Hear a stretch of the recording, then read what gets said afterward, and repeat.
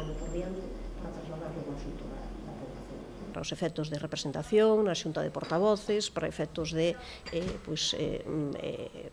persoa que é a referencia do Grupo Municipal do Bloque Nacionalista Galego en Santiago de Compostela. A partir destes momentos, serei eu relevando a Rubén, que continuará, por suposto, como concelleiro, facendo as súas tarefas, participando nas comisións e levando o día a día do seguimento de todos os temas exactamente igual que viña facendo até o de agora, mais con iso que significa unha maior implicación pola miña parte, un maior esforzo, unha maior dedicación real a todo o que teñen que ver a todo o que son os temas de Santiago de Compostela. A lista, público, xa o conxunto da lista. Xa sabedes que no Bloque Nacionalista Galego respetamos moitos procedementos, respetamos moito. As portavoces ou os portavoces dos grupos, organismos ou sociedades ou entes instrumentais, en función un pouco tamén da... Xa comezou a deseñar o que son os traballos para a preparación do programa de cara ás próximas eleccións,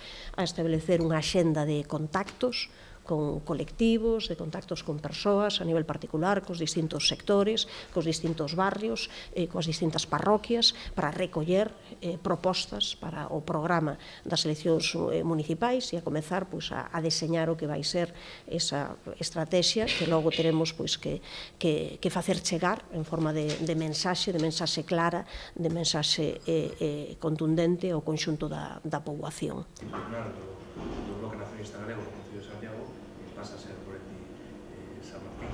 O Bloque Nacionalista Galego un modelo claro de